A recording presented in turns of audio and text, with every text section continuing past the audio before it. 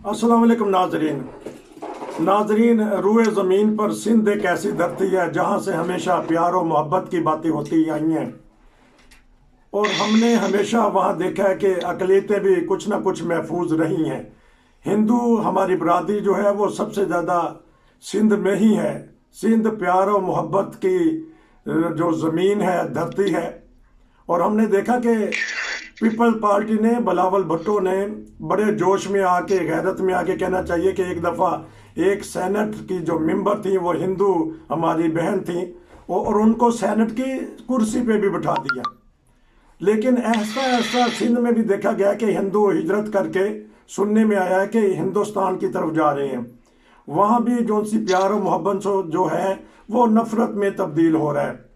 वहाँ हमारे मुस्तफ़ा नवाज़ खोखर साहब भी हैं, वहीं से वो सेनेट मुंतखब हुए थे, वो भी हक की बात कहते हैं, आज़ादी की बात कहते हैं।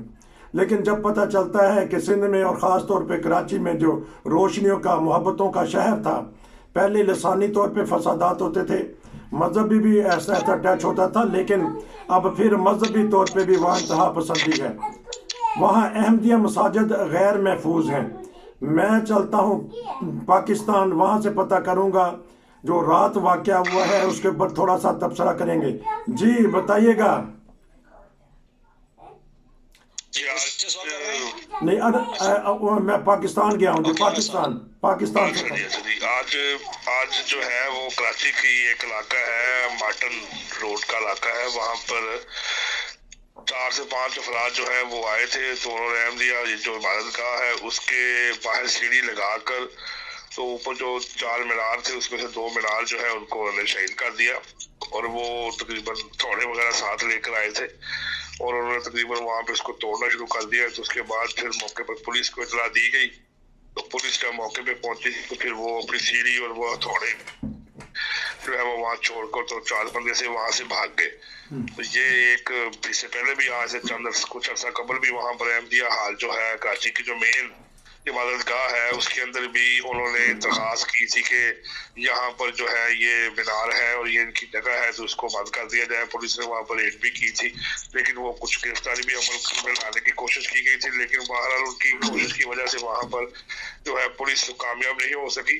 तो ये बहरहाल आज जो वाक़या था उसके अंदर उन्होंने ये कोशिश की है खुद अफराद ने कि वो ऊपर चढ़े हैं और सीढ़ी लगाकर, तो उसके बाद उन्होंने वहाँ पर 2 मीनार जो थे उसको शहीद किया है। और बाकी जो है वहाँ पर जब पुलिस पहुंची है तो उसके बाद पुलिस ने मौके पे देखा है तो वो अपनी सीढ़ी और वो छोड़ के चले गए हैं। तो बहरहाल ये आज एक वाक़या पेश हुआ। ये चंद रोज कबल से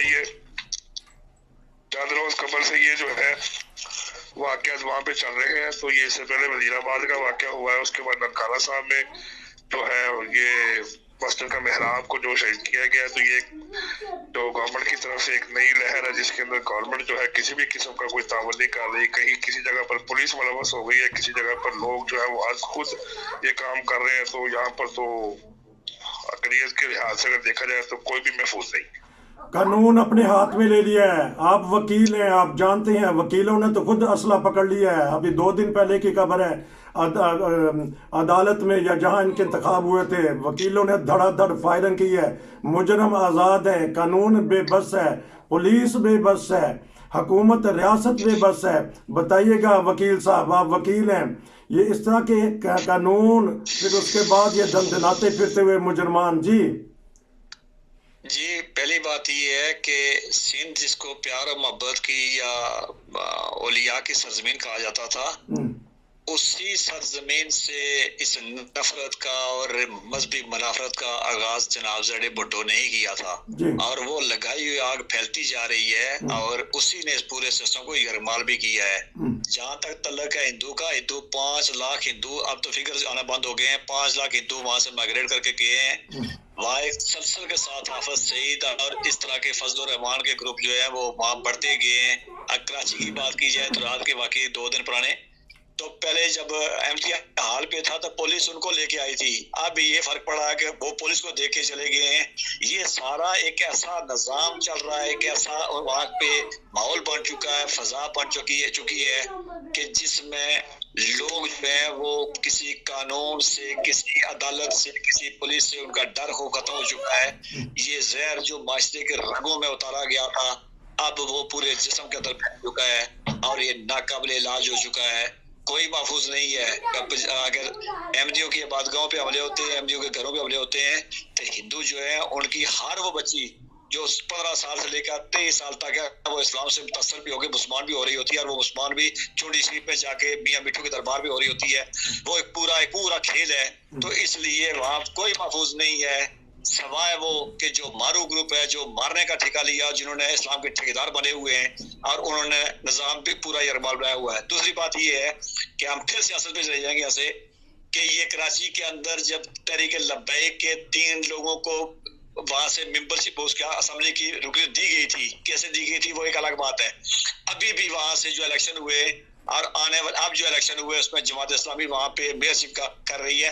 تو یہ پورے ملک کے اندر ایک سوچے سمجھے منصوبے کے تحت آگ لگائی جا رہی ہے اور وہ آگ جو ہے وہ در در پھیلتی جائے گی اور اس کو روکنے کے لیے کوئی تیار نہیں ہے.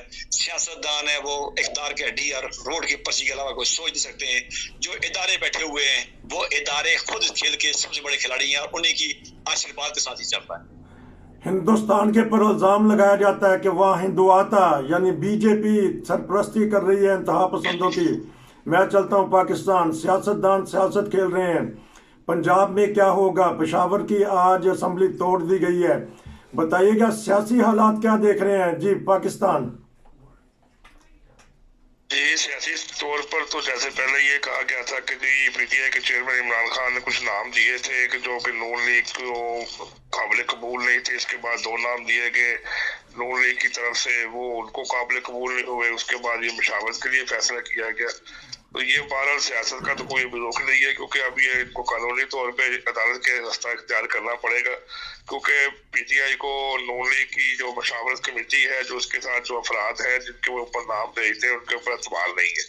اور اسی طرح نون لیگ جو ہے ان کو پی ٹی آئی کے جو نام افراد کے دیے گئے ہیں ان پر اعتبار نہیں ہے.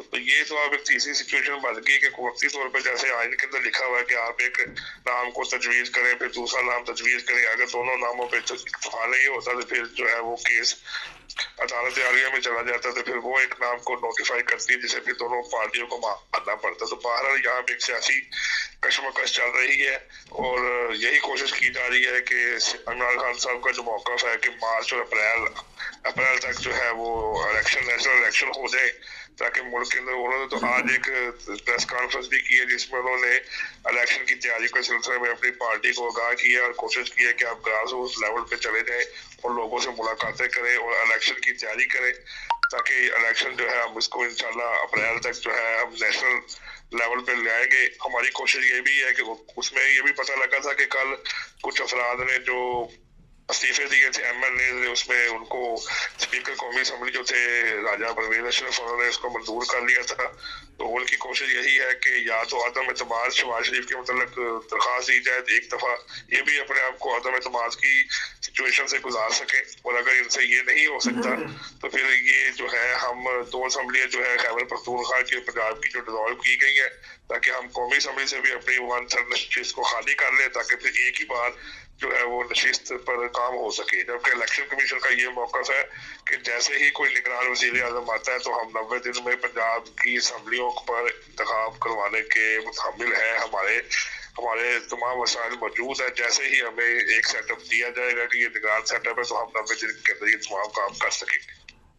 میں آپ ہی کی طرف ایک اور سوال, بڑا دکھتا ہوا سوال, جب وہ دنیا کے پاس آتا ہے, میڈیا میں آتا ہے تو دردناک کہانی سناتا ہے. آپ کرائمز رپورٹر ہیں, کل پولیس والے ایک کر رہے تھے پریس کانفرنس, گردہ فروش گروہ پکڑا گیا اسلام آباد دارالخلافہ پاکستان کا. گردہ فروش اور بردہ فروش یعنی بچوں کو اغوا اور موبائل کے بہانہ دے لالچ دیا اور گردہ نکال لیا. आप बताइएगा कि ये कैसा घनौना जुर्म हो रहा है वहाँ, और बीच में बड़े बड़े डॉक्टर और बड़ा बड़ा गिरोह शामिल है। पहले आपसे रिपोर्ट लूंगा, फिर मैं वकील साहब के पास चलूंगा क्योंकि उनकी एक अपॉइंटमेंट है, लेकिन पहले आप थोड़ी सी खबर के बारे में बताइएगा कि ऐसा घनौना जुर्म, वो भी दारुल खिलाफा में। जी, ये तो पहले भी होते रहा है, ये कोई ऐसा कोई नई बात तो नहीं है। इससे पहले लाहौर में भी एक गिरोह पकड़ा गया था जिसमें 4 से 5 सर्जन्स डॉक्टर थे जो कि इसी तरह निकालते थे, गुर्दे निकालते थे, बच्चों का अगवा भी करते थे, बच्चों के अगवा के बाद ये उनको स्मगल भी करते थे। तो ये कोई बड़ी बात नहीं है। सबसे बड़ी बात ये है, आज से चंद रोज पहले ये खिदर महमूद साहब ने जैसे बताया था कि पूरा सिस्टम और अदारे डीरेल हो चुके हैं। जब हमारे अदारे, कानून नाफिज करने वाले अदारे और हमारा जो तमाम ये लॉ एनफोर्समेंट एजेंसीज है और ये बड़े बड़े अदारे जो है, ये जब खुद कानून की इम्प्लीमेंटेशन नहीं कर सकते तो फिर इस तरह के वाक़े आम सी बात हो जाती है। उसी के अंदर कोई ना कोई MNA मुलव्वस होता है, कोई ना कोई MP मुलव्वस होता है। ये जो डॉक्टर साहबान है, ये जो गुर्दे निकालते हैं, गुर्दे बेचते हैं, इनके पीछे एक बहुत बड़ा रैकेट है। लेकिन उस रैकेट को पकड़ने के लिए कानून के पास पावर नहीं है। अगर कानून अपने तरीके के साथ, पूरी ईमानदारी के साथ, बगैर किसी तफरीक के अगर वो कार्रवाई करता तो किसी बंदे में कोई जरूरत नहीं है कि वो किसी को एक दिल का भी चुभ हो सके। लेकिन सबसे बड़ी बात यह है कि हमारे अदारे जो है वो बराए नाम हो चुके हैं। इनके अंदर कानून नाम की कोई चीज नहीं है। ये सियासी मुदाखलत की वजह से और अदारों की गैर मुस्तहकम होने की वजह से अब हर बंदा आजाद है। कब्जा ग्रुप जो है वो अपनी मर्जी से कब्जे कर रहा है। ये डॉक्टर्स जो है, माफिया जो है, ये लोगों के साथ खिलवाड़ कर रहे हैं। यहाँ पर हमें ऐसी भी इतलात मिली है कि डॉक्टर्स के पास जाके अगर आप मोटी सी बीमारी के लिए जाते हैं तो डॉक्टर आपका ऑपरेशन करके आपसे 70-80 लाख, 1.5 लाख, 2 लाख रुपया बटोर लेता है। और किसी जगह पर यह हेल्थ कार्ड का वाकया हुआ है कि बंदे को नजला जुकाम बुखार है तो उसको 25,000, 30,000 रुपए के टेस्ट करके तो उसका अपेंडिक्स का ऑपरेशन कर दिया और 1.5 लाख रुपया उसके अकाउंट से निकाल लिया है। हालांकि उसको ना अपेंडिक्स की तकलीफ थी, ना उसको कोई मसला था। सिंपल जो अपना बुखार होता है सीजन का, जैसे सर्दी होती है सर्दी का, गर्मी होती है गर्मी का। तो यहाँ पर एक माफिया काम कर रहा है और उस माफिया को पकड़ने के लिए हमारे पास पीछे इख्तियारत कोई नहीं है। कोई ऐसा महकमा नहीं है जिसके अंदर ऐसे आप कह सके कि इन लोगों ने इख्तियार दिया हो कि ये लोग हैं और ये ईमानदारी से काम करेंगे। हर डिपार्टमेंट में हर जगह पे सियासत की जाती है, रिश्वत दी जाती है और बड़ा माफिया ऊपर आके ये सारे काम करता है और ये इस तरह के वाकया जो है आपके सामने नमूदार हो जाते हैं। माफिया जन्म ले रहे हैं। वकील साहब बताइएगा, उलमा जन्म ले रहे हैं ऐसे जो नफरत फैलाते हैं। दो बातों पे कमेंट करूंगा। पहली बात ये है कि जो आपने कहा कि पाकिस्तान के अंदर सियासत का, पाकिस्तान के हुक्मरानों को सब पहले मैंने कहा था कि उनको अपने इख्तियार के हड्डी और वोट की पर्ची के अलावा कुछ सुझाई नहीं देता है। इमरान खान साहब ने कल उन्होंने ऐलान किया कि हम असेंबली में वापस जाएंगे। इसी असेंबली को वो कह के आए थे कि जी इस असेंबली में बैठना अमेरिका की जो साजिश है उसको जो है वो अगर बैठा जाए तो उसके बाद साबित होगा कि हम उस साजिश का हिस्सा है। क्या उन्होंने फैसला किया, दूसरों ने 35 बंदे उनके बाहर कर दिए।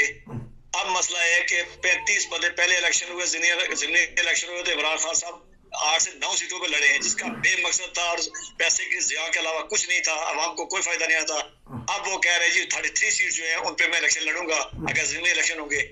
अब मुझे बता दें, वो मुल्क जो कर्जों में डूबा हुआ, जिसकी ऑक्सीजन तक जो है वो कहीं से मंगवा के उसको लगाई जा रही है।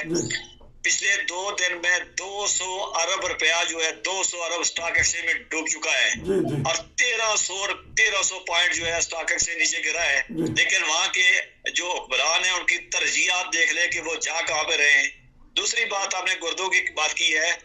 मेरे से बंदा पाकिस्तान में बैठ के वो 1 दर्जन से ज्यादा उन हॉस्पिटल को, लेबोरेटरी को जानता है कि जहाँ पे इस तरह का घिनौना काम होता है।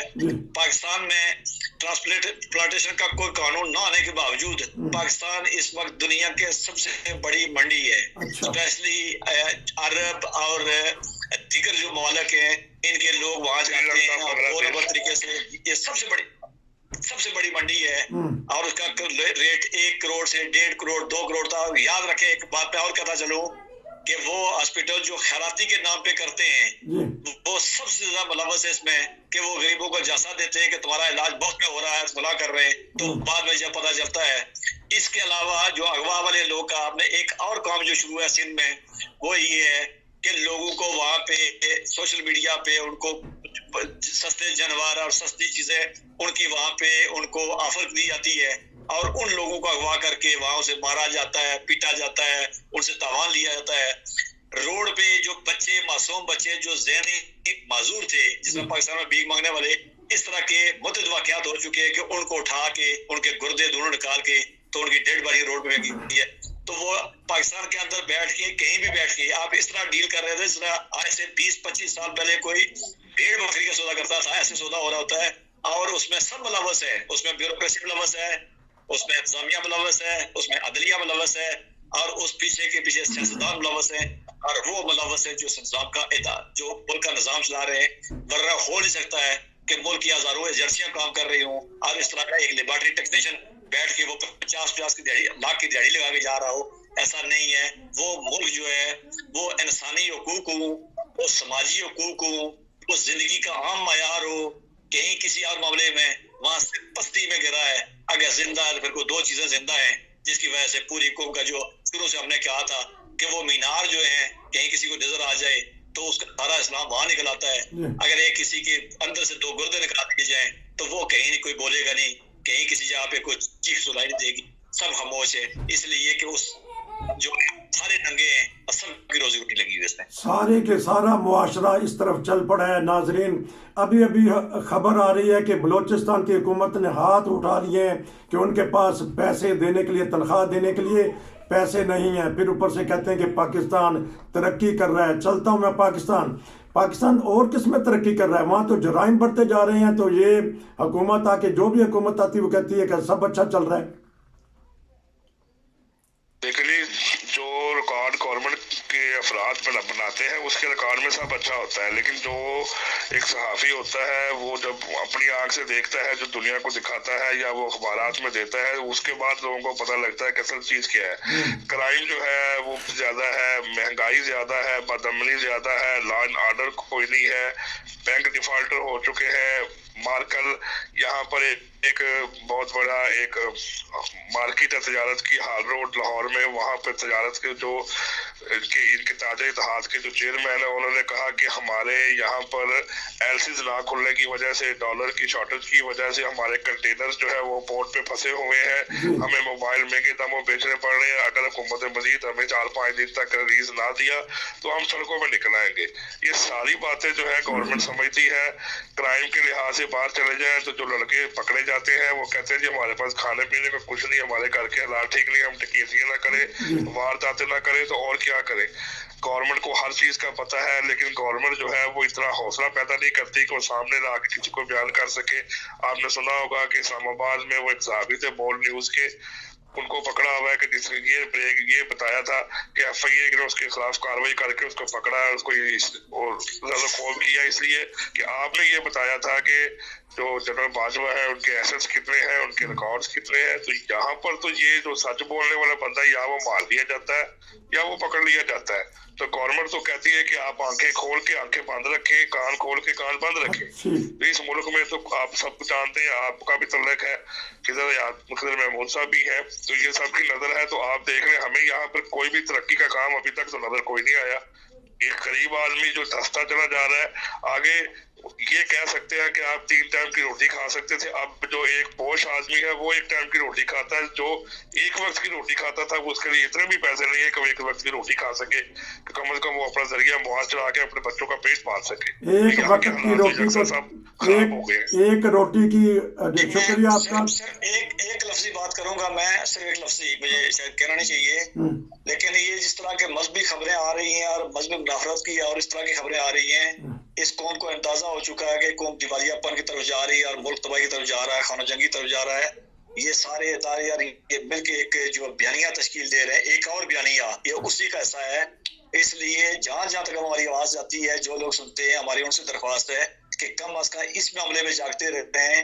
انہوں نے اپنی ہر لوٹ مار کا, اپنی ہر غلاظت کا الزام کسی اور پہ لگا کے تو انہوں نے وہ سارا اس ڈائیورٹ کر دینا ہے. اس لیے جاگتے رہیں, اس ملک کے حکمرانوں پہ مت رہیں, جاگتے رہیں, حکمرانوں پہ مت رہیں. یہ ہے ہمارے ایک آواز وکیل صاحب کی. بہت شکریہ دونوں بھائیوں کا. بات ہو رہی تھی سندھ کے دھرتی کی جہاں یہ واقعات ہو رہے ہیں. امید ہے کہ سندھ کی حکومت, سندھ کے عوام ہوش کے ناخن لیں گے اور پیار و محبت جو کہ سندھ دھرتی کے ساتھ منسوب ہے اس کو پروان چڑھائیں گے. یہ تھا آج کا پروگرام. نصیر کو اجازت دیجیے. السلام علیکم. آپ کا بہت شکریہ بھائیوں.